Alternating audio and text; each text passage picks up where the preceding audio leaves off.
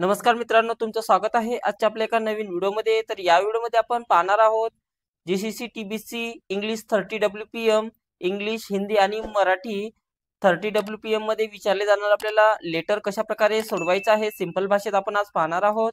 तर सगळ्यात सुरुवातीला आपल्याला या ठिकाणी ते क्वेश्चन शीट दिसलेली आहे आणि या ठिकाणी आन्सर शीट असणार आहे. तर आपल्याला यासाठी 30 मिनिटांचं टायमिंग दिलेलं आहे आणि या लेटरला 15 मार्क्स दिलेले आहे.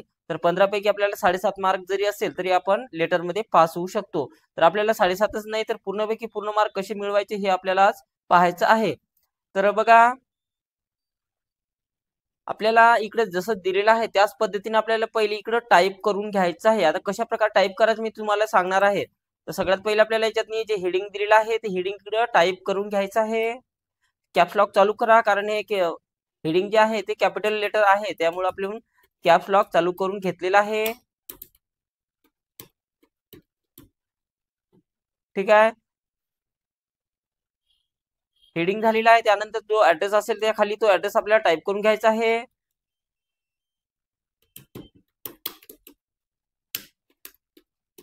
अशा प्रकारे त्यानंतर त्याच्या खाली जो ऍड्रेस असेल तो सुद्धा आपल्याला टाईप करून घ्यायचा आहे. पुणे -411 स्पेस 009 अशा प्रकारे टाईप करून घ्या. त्यानंतर एंटर करायचं आहे. त्यानंतर एंटर केल्यानंतर आपल्याला रेफरन्स आणि डेट एकाच ओळीत आपल्याला टाईप करून घ्यायचं आहे. जसं मी सांगत आहोत त्याच पद्धतीने तुम्हाला स्टेप बाय स्टेप करायचं आहे. तेव्हाच तुम्हाला 30च्या लेटर मध्ये पूर्ण मार्क मिळू शकते.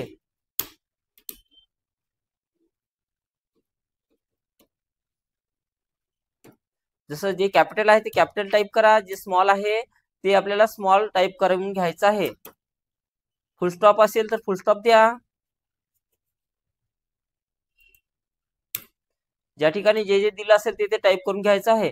त्यानंतर बघा, इथपर्यंत मी टाईप केलं. त्यानंतर आपल्याला एकही स्पेस न देता डेट टाईप करून घ्यायचं आहे. त्याच्या पुढंच एकही स्पेस द्यायची नाही.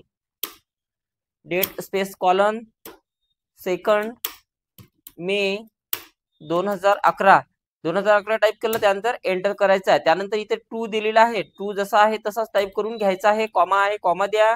एंटर बटन प्रेस करायचं आहे. त्यानंतर जो ऍड्रेस इथे दिलेला आहे तो ऍड्रेस आपल्याला जसा आहे तसाच आपल्याला टाईप करून घ्यायचा आहे. त्यानंतर चार्टेड अकाउंटंट, कॉमा आहे, कॉमा द्या. त्यानंतर एंटर करा आणि पाषाण, कॉमा आहे, पाषाणच्या नंतर कॉमा द्या. त्यानंतर पुणे टाईप करून घ्यायचा आहे, फुल स्टॉप द्या. त्यानंतर एंटर करा मित्रांनो. त्यानंतर आपल्याला सब्जेक्ट आणि रेफरन्स जसा आहे तसंच टाईप करून घ्यायचं आहे. सुरुवातीला आपण टाईपच करून घेणार आहोत सर्व.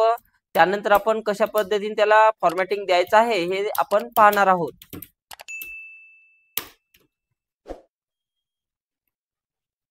बघा, मी सब्जेक्ट टाईप केलं. त्यानंतर एंटर करा. त्यानंतर आपल्याला हे रेफरन्स टाईप करून घ्यायचं आहे. Reference colon your letter number. आता याच्यात मी मेन म्हणजे जे कॅपिटल आहे ते कॅपिटल टाईप करायचं आहे, जे स्मॉल आहे ते स्मॉल मध्येच टाईप करून घ्यायचं आहे. एप्रिल 2011. 2011च्या नंतर फुल स्टॉप आहे तर फुल स्टॉप द्या. त्यानंतर एंटर करून घ्यायचं आहे. त्यानंतर आपल्याला डिअर सर टाईप करून घ्या, कॉमा आहे, एंटर द्या. ठीक आहे,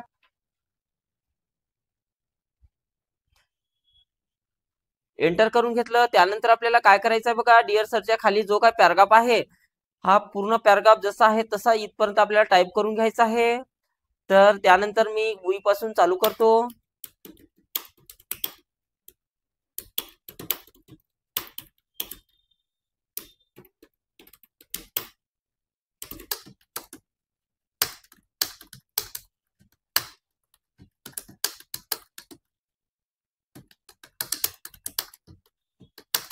अशा प्रकारे आपल्याला टाईप करून घ्यायचा आहे.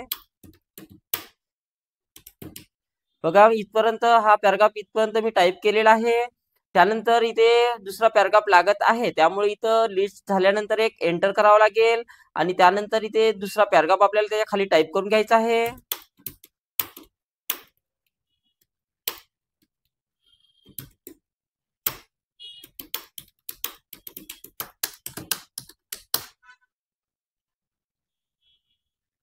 तर पाहू शकता मी पूर्ण पॅराग्राफ इथपर्यंत टाईप करून घेतलेला आहे पॉसिबल पर्यंत.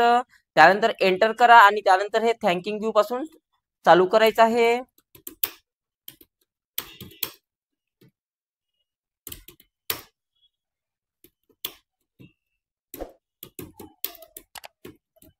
ऑर्डर पर्यंत टाईप करा. ऑर्डर पर्यंत इथपर्यंत टाईप झालं. त्यानंतर युअर फेथफुली त्याच्या खाली एंटर करायचं आहे. त्यानंतर युअर फेथफुली टाईप करून घ्यायचं आहे. युअर्स फेथफुली, त्यानंतर कॉमा, एंटर करा. एंटर केल्यानंतर हे for Rama automobiles, Ram automobiles manager type करून घ्यायचं आहे. फॉर टाईप करा, कॉमा द्या, स्पेस द्या. त्यानंतर कॅप्स लॉक चालू करून आपल्याला याच्यातनी काय करायचं आहे बघा, राम ऑटोमोबाईल्स टाईप करून घ्यायचं आहे. राम ऑटोमोबाईल्स टाईप करून घ्या. त्यानंतर एंटर करा आणि त्याच्या खाली आपल्याला मॅनेजर टाईप करून घ्यायचं आहे. मॅनेजर पर्यंत आपण टाईप केलेलं आहे इथपर्यंत. त्यानंतर इन्क्लोजर जे काय असेल ते ENCL टाईप करून घ्यायचं आहे.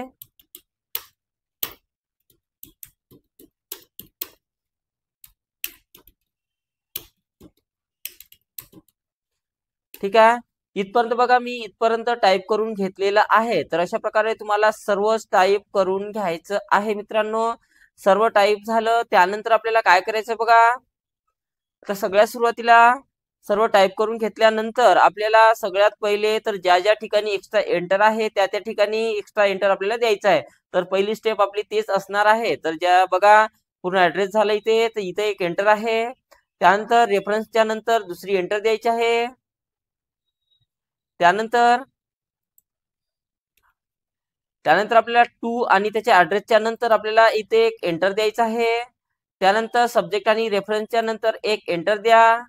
त्यानंतर आपल्याला युअर फेथफुलीच्या नंतर 2 एंटर द्यायचे आहे, 1 आणि 2. बघा मित्रांनो एवढी पहिली स्टेप्स करायची आहे. एक्स्ट्रा एंटर आपले देणं झालेलं आहे. तर अशा प्रकारे आपल्याला एक्स्ट्रा एंटर त्यामध्ये द्यायचे आहे.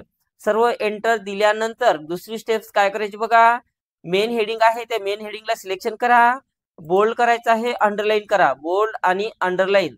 मेन हेडिंगला बोल्ड आणि अंडरलाईन करा.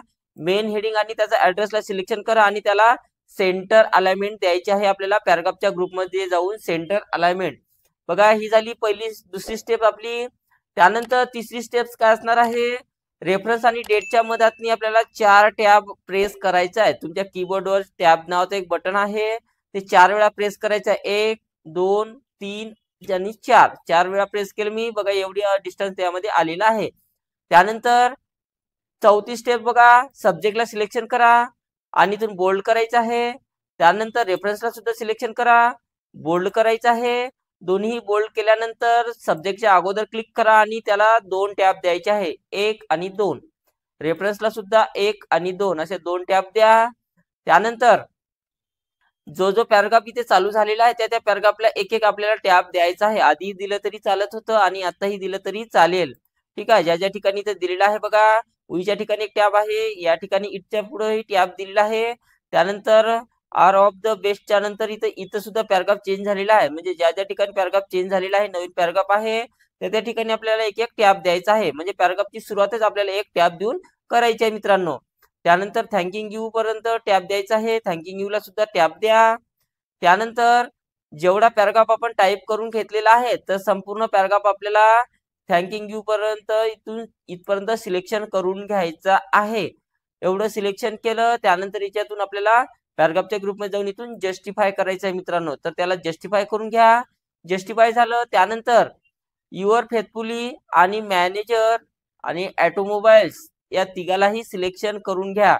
कधी कधी इथं 2च असते तर 2 सिलेक्शन करून घ्या, 3 असेल तर तिघालाही सिलेक्शन करून घ्यायचं आहे. मॅनेजर आहे जो कोणी असेल त्याला त्यापर्यंत सिलेक्शन करून घ्यायचं आहे. सिलेक्शन केलं. हा ॲरो बघा इथे चौकोनी एक बॉक्स आहे बघा इथे दिलेला आहे. हा चौकोनी बॉक्स याला लेफ्ट इंडेंट म्हटल्या जाते. तर या लेफ्ट इंडेंटवर हा कॉर्नर ठेवायचा आहे कर्सरचा आणि क्लिक करून आपल्याला 3.5 वर त्याला घेऊन जायचं आहे. 3.5 वर घेऊन जा आणि त्यानंतर त्याला सेंटर अलाइनमेंट द्यायची आहे मित्रांनो. तर अशा प्रकारे आपलं लेटर सोडवणं झालेलं आहे. या लेटरला टाईप करण्यासाठी 7.5 मार्क आहे आणि त्याचं फॉर्मॅटिंग देण्यासाठी 7.5 मार्क आहे. असे आपल्याला 15 मार्काचं लेटर आपल्याला विचारले जाते. तर 15 मार्काचं लेटर, 30 मिनिटाचा इथं टाइम असतो. तर सोप्या भाषेत मी तुम्हाला सांगितलेलं आहे कशा प्रकारे तो लेटर सोडवायचा आहे.